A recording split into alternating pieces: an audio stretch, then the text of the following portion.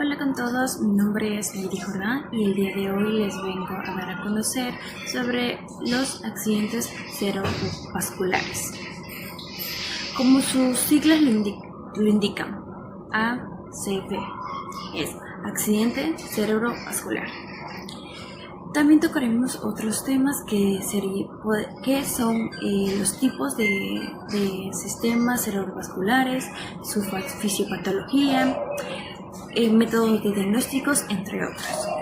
Bueno, según la OMS, que es la Organización Mundial de la Salud, un accidente cerebrovascular es un síndrome clínico de desarrollo rápido debido a una perturbación focal de la función cerebral del origen vascular y de más de 24 horas de duración.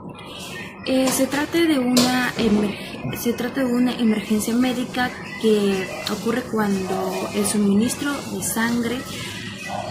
de sangre al cerebro no se irrumpe o se reduce, lo que provoca que el tejido cerebral no reciba oxígenos y nutrientes.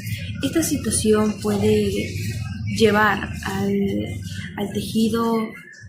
la muerte del tejido cerebral en cuestión de minutos. Los accidentes cerebrovasculares se clasifican en dos tipos, que es el accidente cerebrovascular isquémico y el accidente cerebrovascular hemorrágico. En el isquémico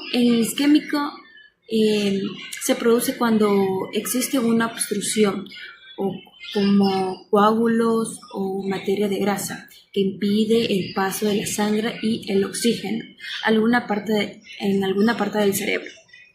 Puede ser global, que es el descenso del flujo sanguíneo en todo el encéfalo, o focal, que en esta última se despliega en dos grandes subgrupos, que es el ataque isquémico transitorio y el infarto cerebral. El ataque isquémico transitorio es un episodio breve de isquemia cerebral que se produce por un déficit de suministro sanguíneo. Es reversible y por lo general no presenta consecuencias de alto riesgo. Sus síntomas tienen una duración de inferior a 24 horas, en la mayoría tienen una duración de 10 minutos aproximadamente. La presencia de un ataque isquémico transitorio, aunque parezca benigno, es una iniciativa de alto riesgo de ictus u otras afectaciones vasculares.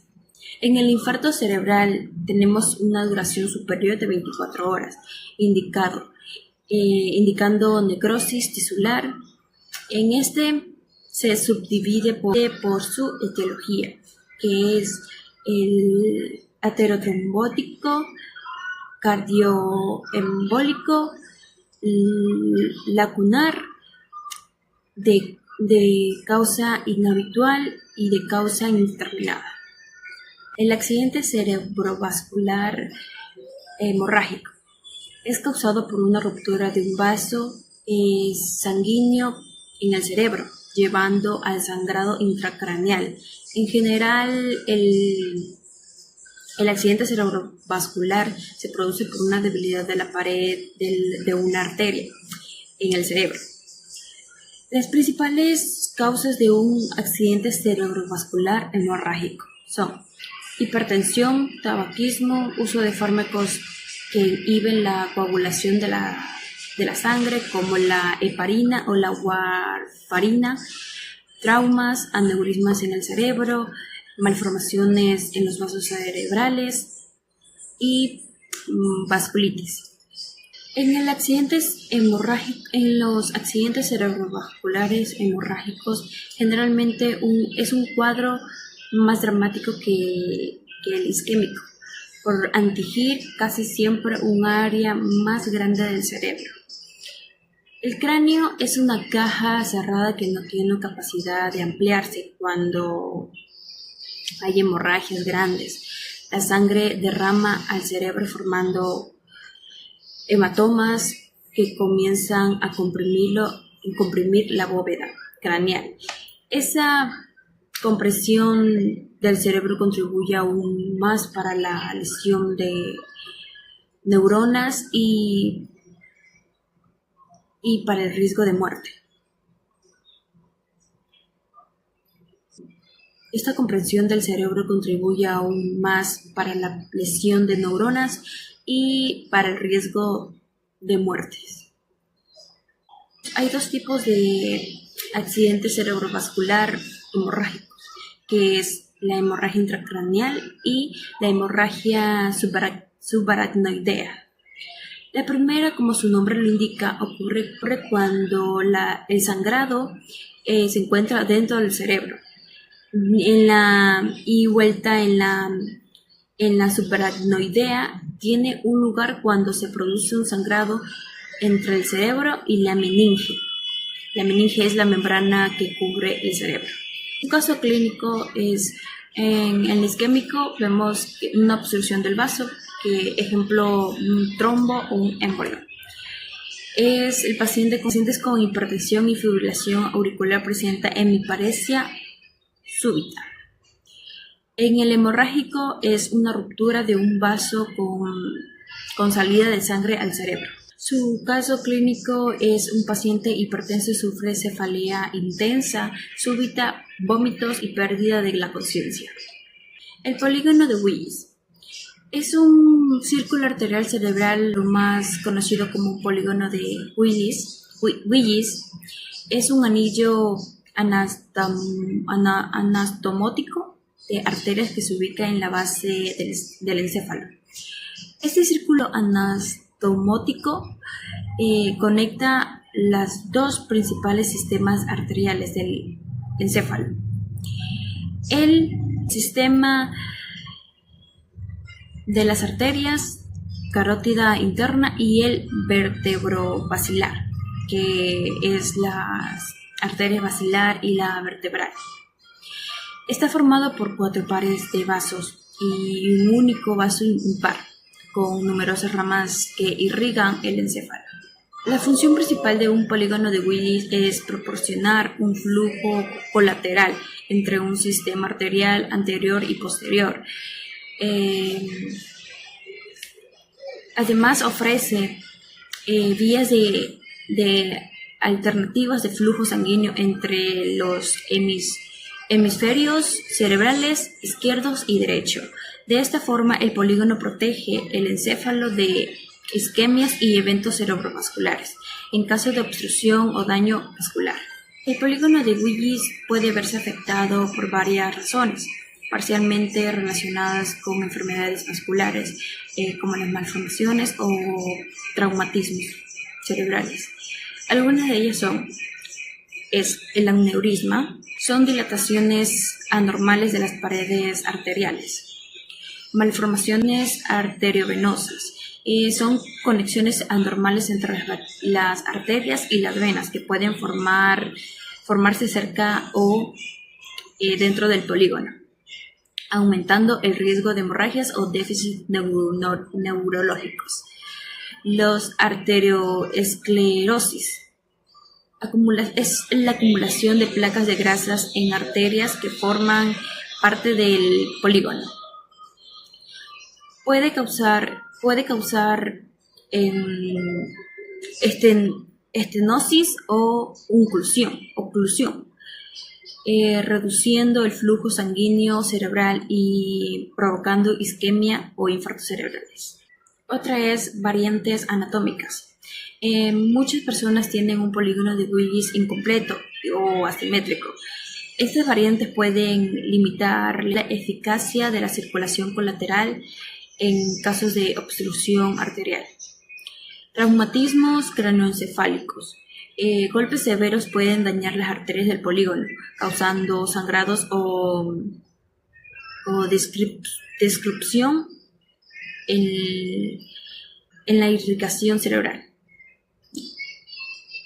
Golpes severos pueden dañar arterias del polígono, causando sangrados o disrupción de la irrigación cerebral. El polígono de Willis puede verse afectado especialmente por aneurismas hemorrágicos o masas. Pueden comprometer algunos pares craneales debido a su cercanía anatómica.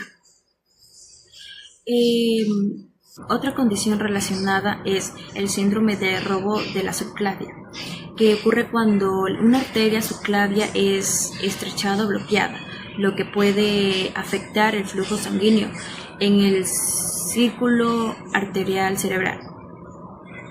También hay la enfermedad de Moyamoya, es otra afección asociada al polígono de Willis. Esta enfermedad se caracteriza por un estrechamiento de la arteria carótida interna y el desarrollo de los colaterales finas.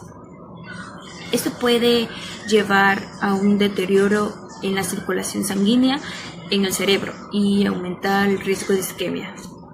¿Qué par craneal puede verse comprometido? Bueno, puede verse comprometido el nervio oculomotor. Pasa muy cerca de la arteria cerebral posterior y la arteria comunicante posterior, ambas partes del polígono de Willis. Un aneurisma en la arteria comunicante posterior puede comprimir el nervio oculomotor. Esto provoca apoptosis palpebral, midriasis y diplopía. Nervio abducente. Es un nervio que controla el movimiento del ojo hacia el lado temporal o abducción. Su función principal es inervar el músculo lateral, permitiendo que el ojo se desplace lateralmente. Puede causar diplopía horizontal o dificultad para mover el ojo hacia afuera. Nervio óptico. Es un cable comunicante entre el ojo y el cerebro, esencial para la visión, transportando señales visuales desde la retina del cerebro, donde se procesan y se interpretan las imágenes, provocando alteraciones visuales como hemianopsis. Fisiopatología del accidente cerebrovascular hemorrágico. Su fisiopatología del hemorrágico se caracteriza por una ruptura de vasos sanguíneos en el cerebro, lo que provoca una hemorragia. Más del 85% de los casos están relacionados con la hipertensión arterial, que causa daño en la pared arterial, engrosándola y generando dilataciones que pueden llevar a la ruptura.